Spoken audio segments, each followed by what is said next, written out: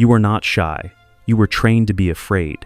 From the earliest years of your childhood, you were taught not to make noise, not to draw attention to yourself, not to speak loudly, not to look weird, not to make mistakes.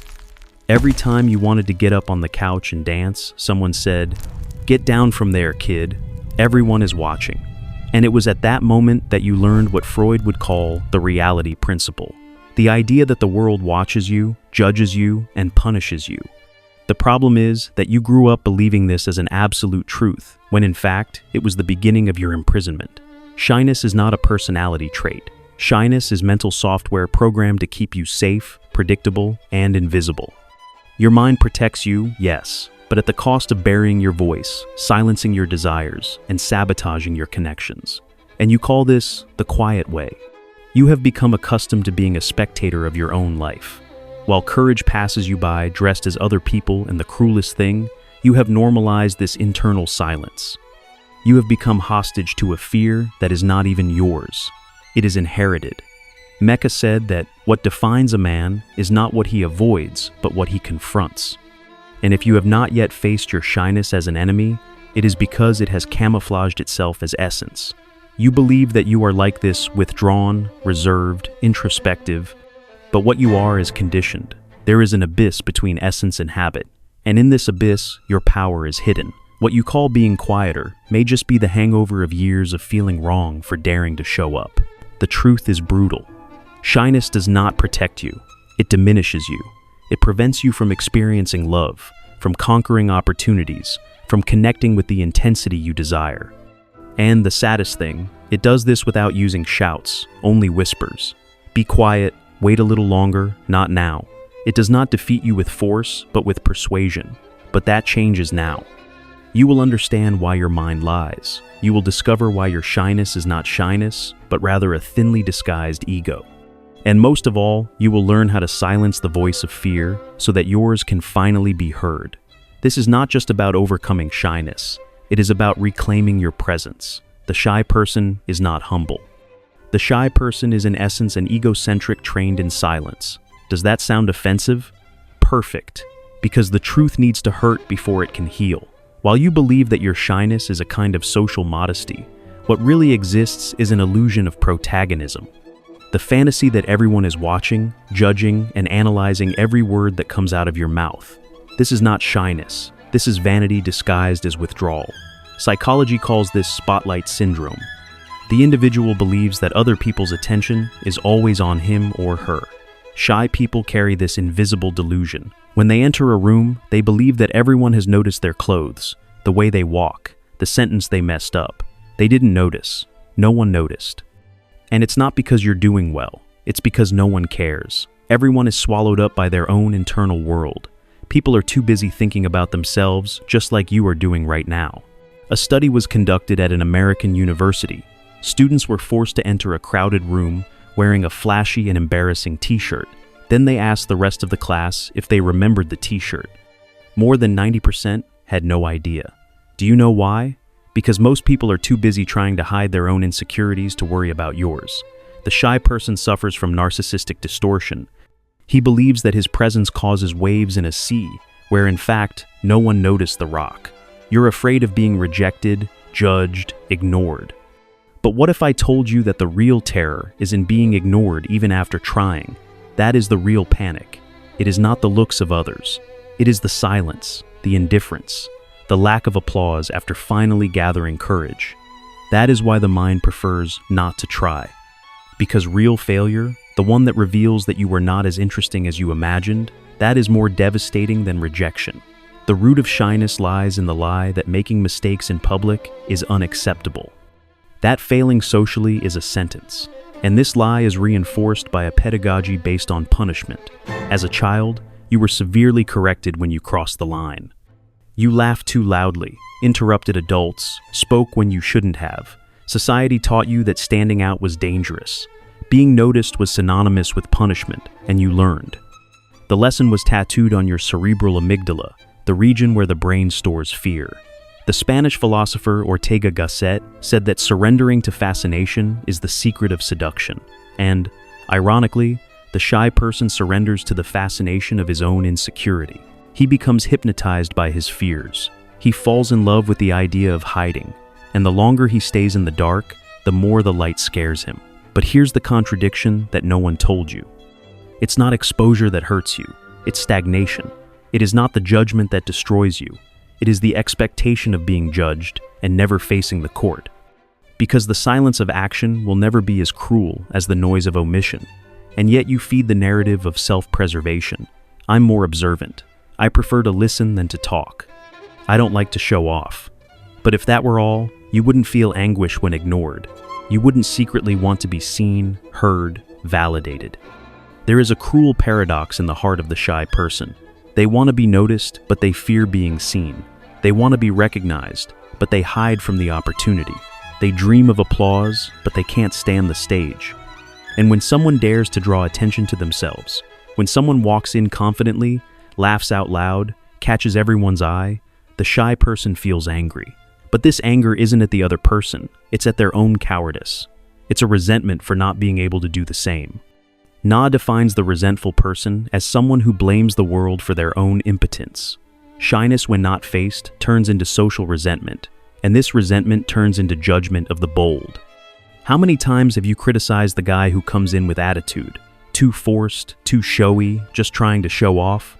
But maybe he's just free from a fear that you haven't learned to overcome yet. Maybe he's just someone who decided to pay the price of rejection to win the prize of freedom.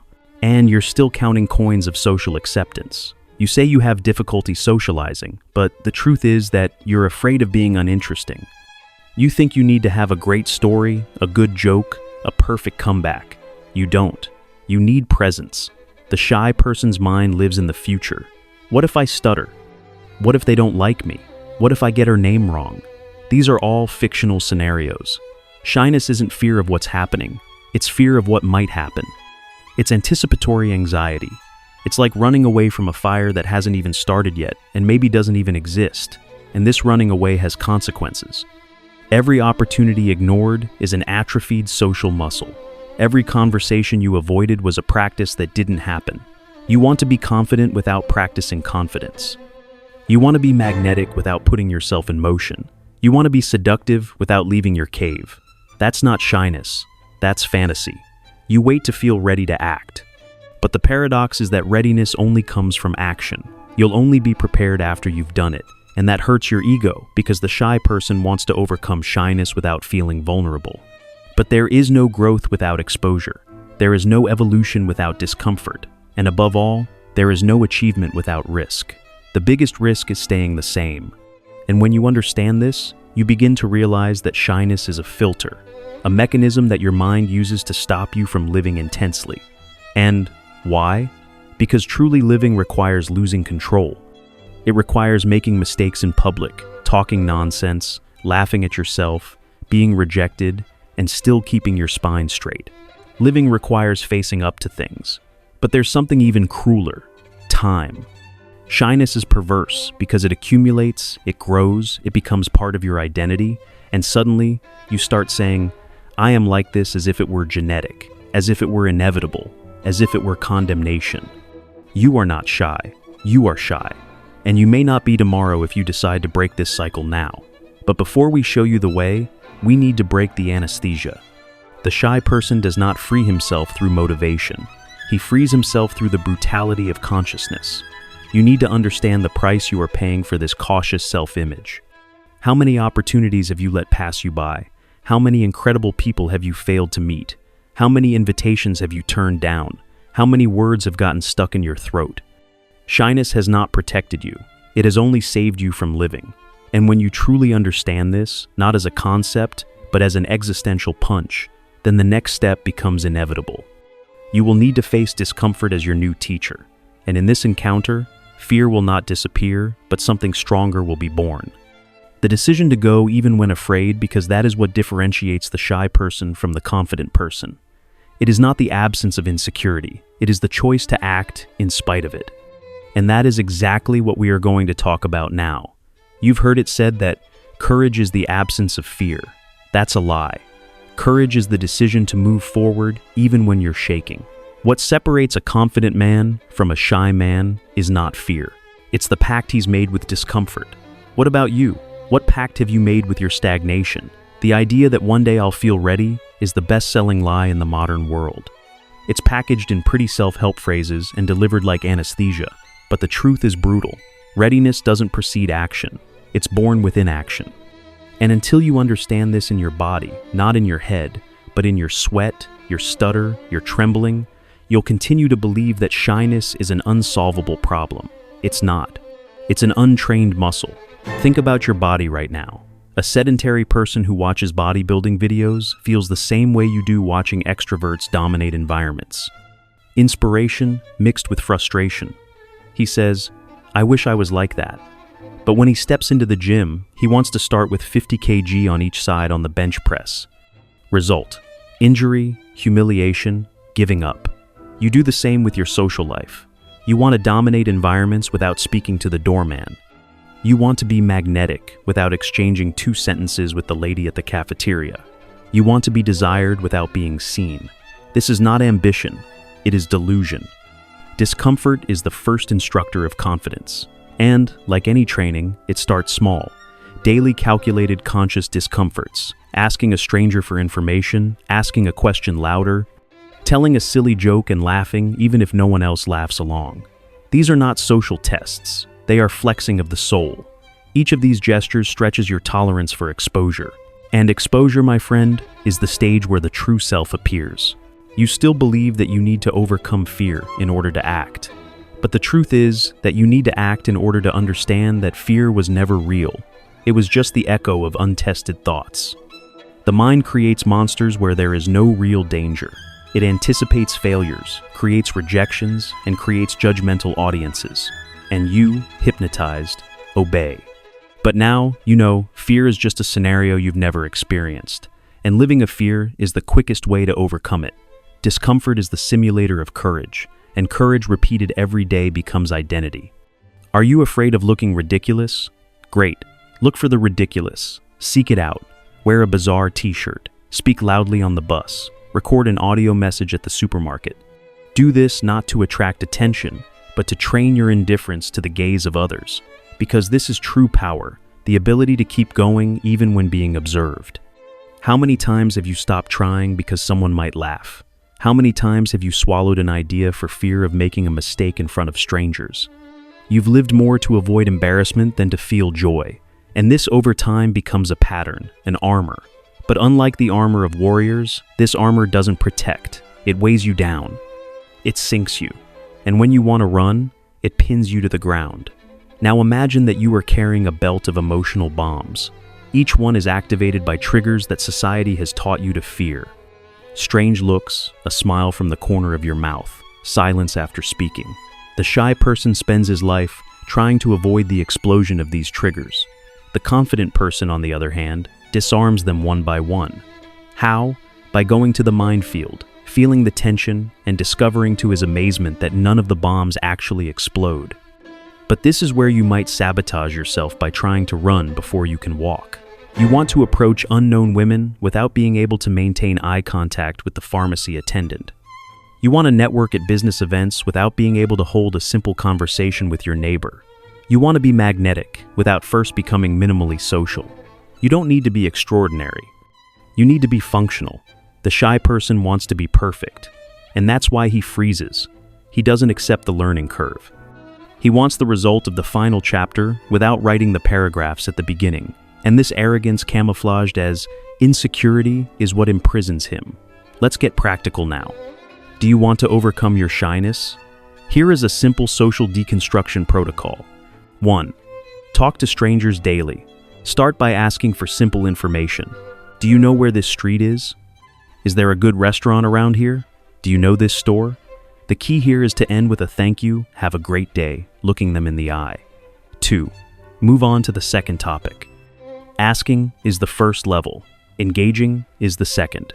After the person answers you, ask something related. Example, do you like Japanese food, or which restaurant do you recommend? This creates the habit of keeping the conversation going. 3. Use your voice in public. Record WhatsApp audios in a firm voice. Answer calls on the bus. Tell a story in the middle of the square. Your goal to be at peace with the sound of your own voice in environments where you used to be silent. 4. Tell jokes and laugh first. Yes, it may sound stupid, but laughing at yourself in public is the most powerful exercise in social deconditioning. You show your brain that laughter can start with you. You don't need validation from others. 5. Seek out discomfort. Deliberately find situations that used to paralyze you and approach them with the eyes of a scientist. Feel the shame. Study it. Go through it. Discomfort is a training zone. You don't win by running away. You win by exposing yourself until the discomfort becomes a daily occurrence. And here's the best-kept secret. There is no straight line in evolution. There will be days when you feel invincible, and the next, you'll want to disappear. There will be approaches that flow like magic and others, where you'll stutter until you forget your own name. That's normal. Progress is chaotic. The line of evolution is a nervous graph full of peaks and valleys. The problem is that the shy person believes that one bad day invalidates all progress. It doesn't invalidate, it strengthens. And do you know what stops you from continuing? The belief that you can't make mistakes. But making mistakes is the method. You're not a social robot, you're human. And humans learn by trying, not by theory. The pain you feel when rejected is not failure. It's data, information. You test, collect, adjust, improve. Every rejection, every awkward silence, every disinterested look is a signal, not to give up, but to recalibrate. Do you want to master the social game? Then play. Losing is part of the training, and losing often is what makes you unbeatable. Tim Ferriss, author and investor, says that confidence is the byproduct of repeated exposure to discomfort. Read that again. It's not a gift, it's a byproduct. Something that comes after the effort, not before. If you wait for confidence to act, you'll never act. If you act even without confidence, it appears quietly, little by little. First, a firmer gaze, then a more open posture, a spontaneous laugh, a comment without overthinking. And before you know it, you'll be doing what was once unthinkable without asking yourself for permission. And here's the final truth of this chapter. Discomfort is not the enemy, it's the map. It shows you where you're limited, where your courage hasn't arrived yet, where you're still trapped in the image you've built to protect yourself. And if you use that map, if you follow the path of discomfort, you'll find a version of yourself that already exists but is buried under layers of fear and conditioning. It's not about being an extrovert. It's about being free. And freedom in this context is the ability to express yourself without begging for acceptance. It's walking around knowing that you can make mistakes, you can stumble, you can stutter, and you still deserve to be there. That's not arrogance. It's personal sovereignty. It's presence. It's inner dignity. And dignity is not earned by waiting. It is earned by facing it. And if you've made it this far, congratulations. You've already started, because now the next step is no longer an inspiration. It's a requirement. You need to act, you need to feel, you need to train, because what comes next is the ultimate mental adjustment. How to reprogram your mind to no longer serve fear, but your own power. You weren't born with a fear of public speaking, nor with shame when it comes to making conversation. It was ingrained in you every time you were told no, every look you interpreted as judgment, every time someone tried to correct you in the name of good manners. All of this has been accumulating like plaques in your mind. Shyness is an algorithm, a mental code that needs to be reprogrammed. And that requires war. But not against others, against yourself.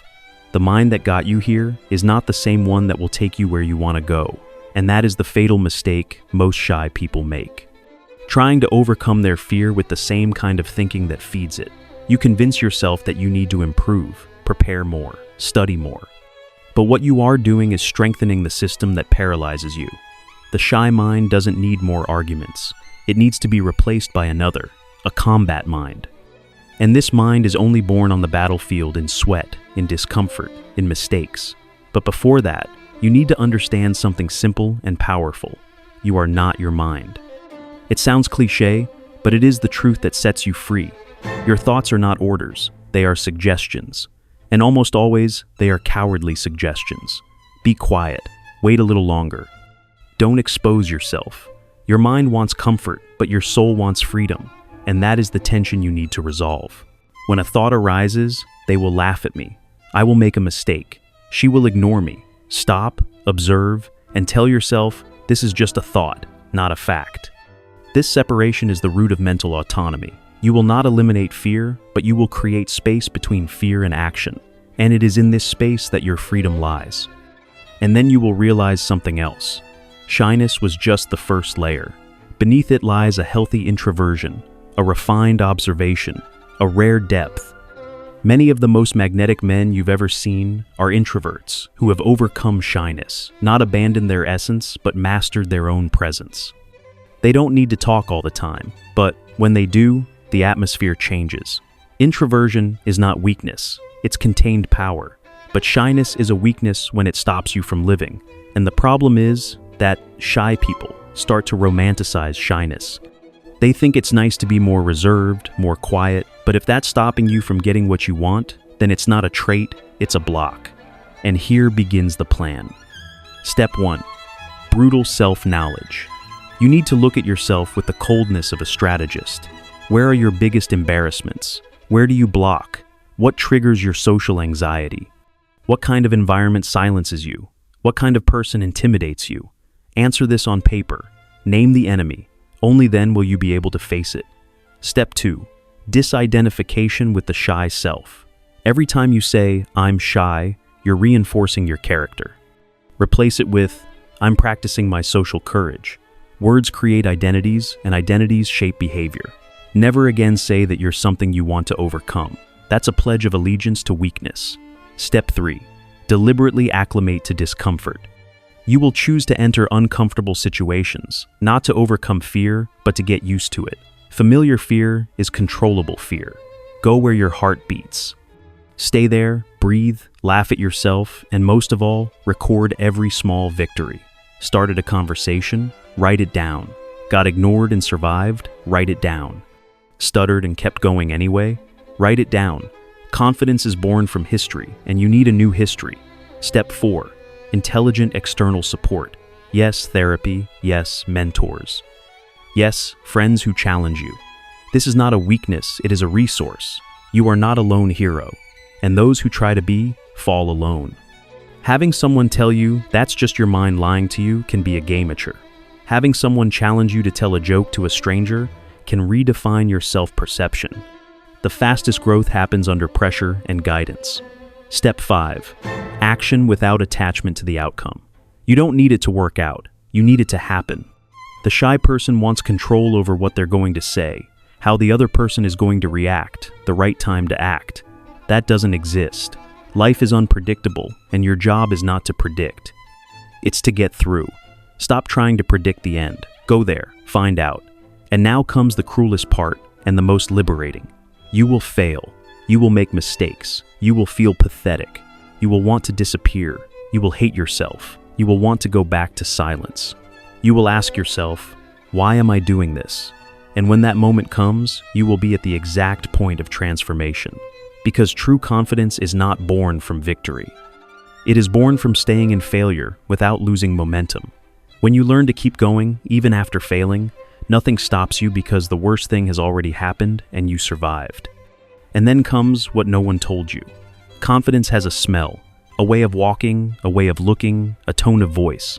But none of this is learned as a formula. It is built brick by brick within the battlefield of exposure. With each failed approach, a new layer is built. With each setback, a new foundation. With each silence crossed, a new ceiling. You don't need techniques, you need presence. And presence is not trained with books, it is trained in the field. Talking to the cashier at the supermarket, making conversation with the security guard. And one day, you will realize that you are no longer faking confidence. It has become flesh. It has become breath. It has become you. But even so, there will be bad days. Days when you will feel like you have regressed, that you have gone back to being the same. On those days, remember, evolution is not linear. Some days you climb, others you slip. But if you keep climbing, you are already winning. And then the most important thing, awareness of mission. You need to remember why you started for who you want to become and what's at stake if you give up. Because the pain of rejection is small, but the pain of regret that follows you to the grave, and that's what the shy forget. That rejection teaches, but regret condemns. You'll never know what could have been. You'll never have the memory of that conversation that didn't happen, that kiss that didn't come, That opportunity that died in your fear. Don't be that man. Be the man who tries, who exposes himself, who speaks, who makes mistakes, who laughs, who comes back, who trains, who insists, who learns, who grows, who looks in the mirror and says, "That version, I built it. That's your war. That's your mission. And now you already have the plan."